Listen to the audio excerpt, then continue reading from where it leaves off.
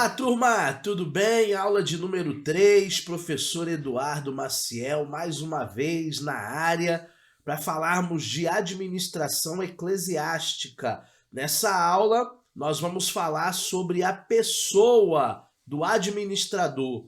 E eu quero começar com uma frase.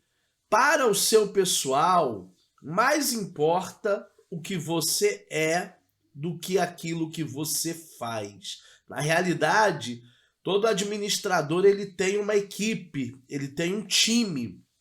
E o que mais importa para o seu time não é aquilo que você fala, não é aquilo que você faz, mas na realidade aquilo que você é como pessoas. Existem algumas descrições bíblicas para a figura do administrador. A primeira descrição que nós encontramos na Bíblia é a descrição de mordomo, que está lá em Gênesis 39, versículo 4. E achou José graça aos olhos dele e o servia. E ele o pôs por mordomo de sua casa e o entregou tudo o que tinha em suas mãos. Então José, quando foi levado para o Egito como escravo, ele se tornou o mordomo, o homem de confiança na casa de um chefe da guarda chamado Potifar. Potifar entrega tudo para a administração de José. Então, na realidade, nós também somos administradores dos bens de uma casa, seja de uma empresa, seja da nossa própria casa, seja da igreja. E aqui nesse mundo nada é nosso. Tudo é de Deus. Tudo que nós temos, nós podemos usufruir, desfrutar, mas nós sabemos que nada é nosso. A segunda descrição bíblica aqui é despenseiro, que eu fiz ali uma adaptação para gestor. Aí nós temos o texto de 1 aos Coríntios, no capítulo 4, nos versículos 1 e 2. Eu quero até ler esse texto com vocês aqui na minha Bíblia, porque esse texto ele é muito importante. Primeira carta aos Coríntios, no capítulo 4, no versículo 1 e 2. Que os homens não considerem como ministro de Cristo dispenseiros dos mistérios de Deus, além de requerer-se dos dispenseiros que cada um se ache fiel. Então, o que nós somos? Somos gestores, somos dispenseiros, somos pessoas que Deus confiou algo na nossa mão, confiou pessoas, confiou um time, confiou uma empresa, confiou uma igreja, e nós precisamos administrar isso da melhor maneira possível. A terceira descrição bíblica é servo. A palavra servo significa meu dono.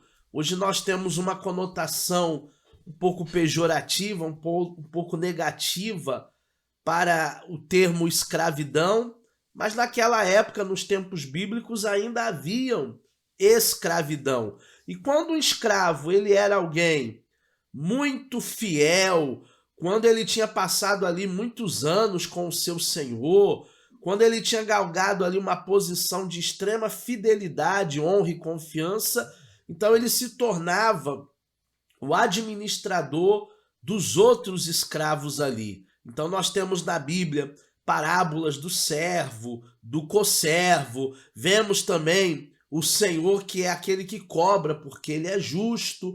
Na realidade nós somos servos de Deus, de um Deus altíssimo que nos ama, não é um carrasco que está pronto a nos mandar para o inferno não, mas é um Deus que é Pai e que nos ama, e aí nós deveremos servi-lo da melhor maneira possível.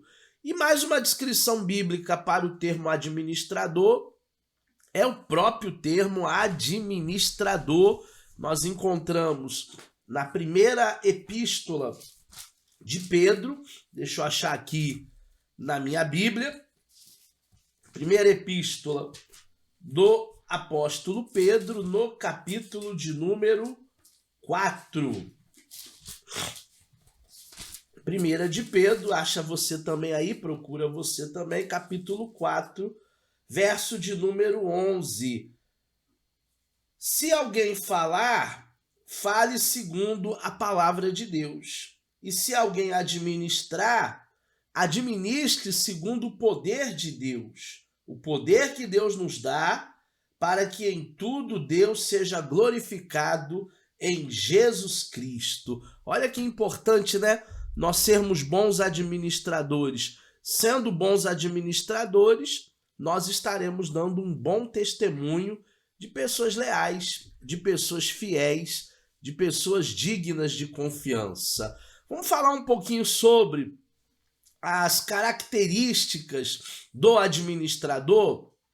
Primeiro, a gente precisa entender a sua personalidade. A personalidade de qualquer pessoa, ela é formada pelo parecer, pelo valor e pelo ser.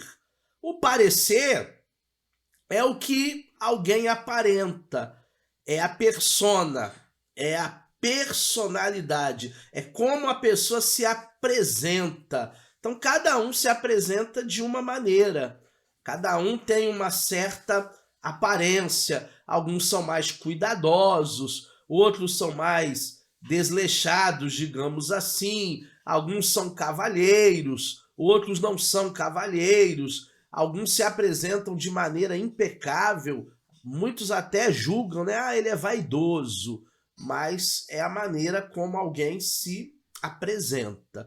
O segundo é o valor.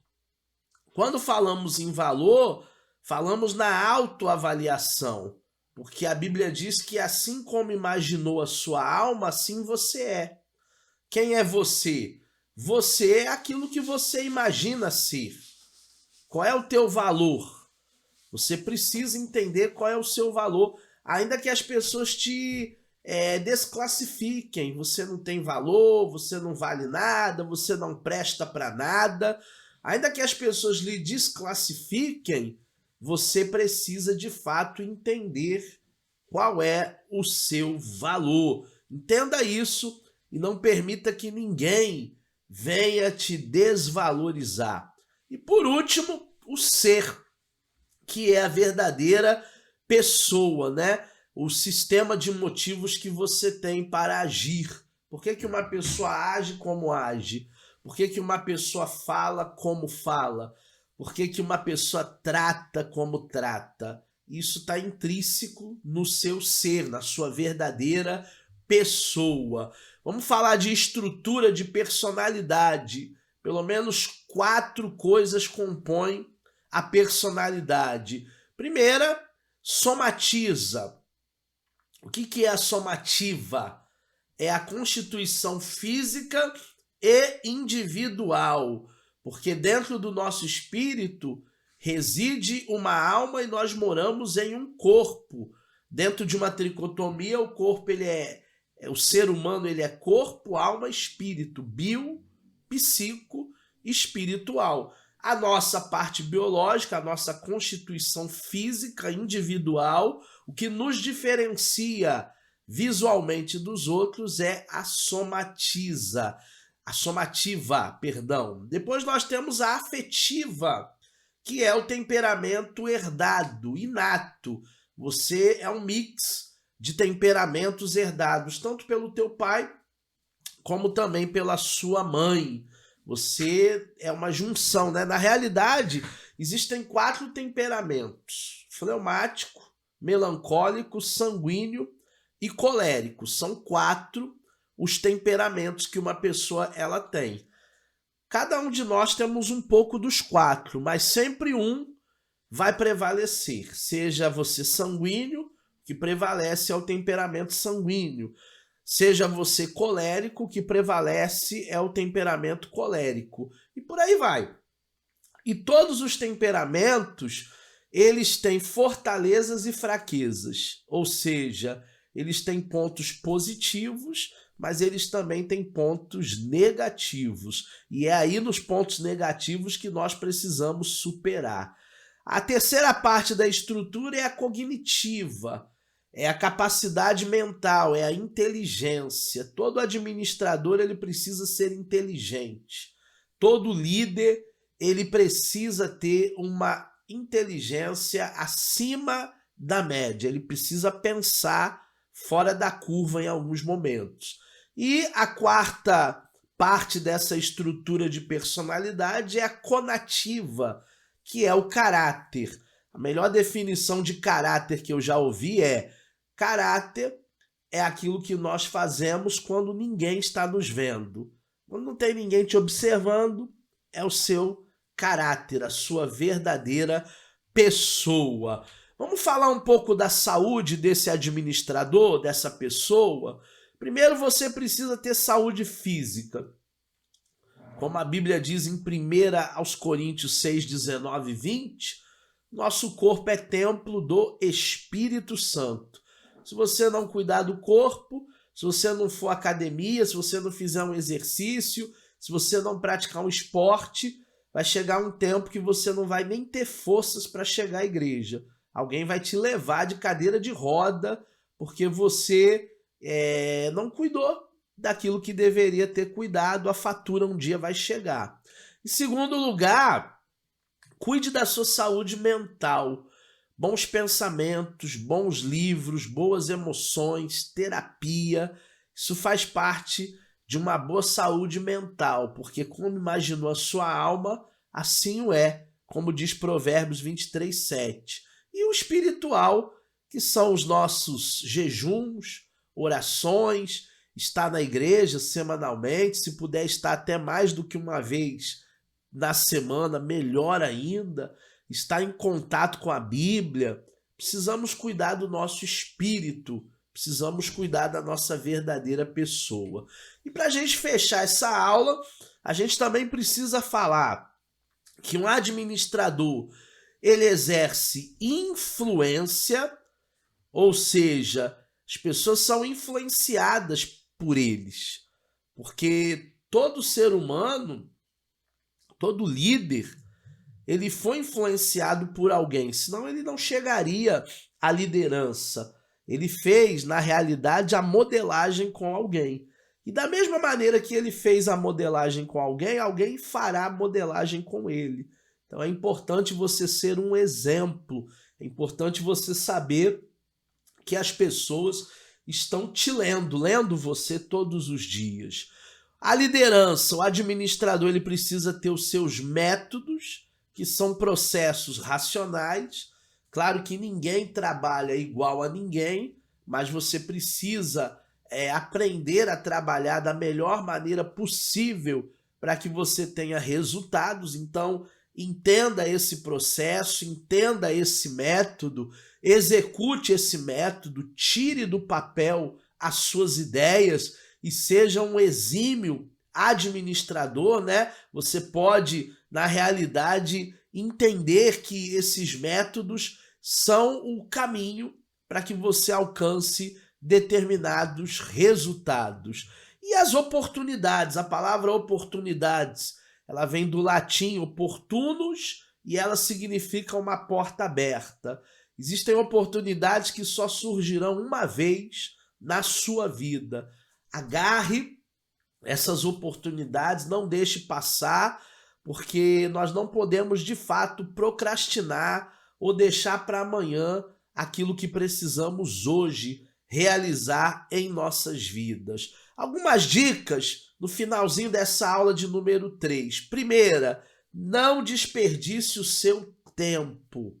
Como é que eu faço para não desperdiçar o meu tempo? Comece a equilibrar aquelas conversas com amigos desnecessárias que duram horas, horas, horas, horas. Você está jogando fora o teu tempo. Não fique planejando as coisas que você vai fazer à noite, que você possa ter sim uma agenda, um checklist, mas que você planeje muito antes de você estar naquelas últimas horas do dia onde você precisa ter tranquilidade para dormir. Você desperdiça o seu tempo, muitas vezes, maratonando séries na Netflix ou em outras plataformas aí, lendo revistas, folheando revistas que não é da área do teu interesse. ou horas e horas preso na internet, nas redes sociais, vendo televisão. Então não desperdice o seu tempo. Faça coisas produtivas com o seu tempo. E pense nos seus planos, né? Se retire para um lugar calmo, onde não tenha muito barulho, muita agitação. Você vai checar ali o seu trabalho, as suas horas de trabalho, você vai pensar em planos para otimizar o seu tempo, você vai descansar quando for necessário. É importante ter pelo menos uma hora de almoço aí para você dar uma pausa, dar uma respirada, se alimentar. E eu dou até um conselho para você pensar bem e executar seus planos. Procura fazer aquilo da sua agenda que é mais difícil, mais complicado, no horário da manhã, aonde a sua energia está quase 100%. E as tarefas mais fáceis, aquelas que não vão requerer de você tanta energia, aí você deixa para tarde, aí você deixa para o início da noite. Mas aquilo que é mais complexo, de manhã já acorda, já dispersa, desperte, faz o teu plano e execute, porque assim você com certeza administrará muito bem o seu dia, tá bom? Estamos aqui fechando a aula de número 3 de administração eclesiástica. Eu espero que você tenha entendido bastante o que nós falamos aqui. Na próxima aula, a gente vai falar sobre administrar a si próprio. Até lá!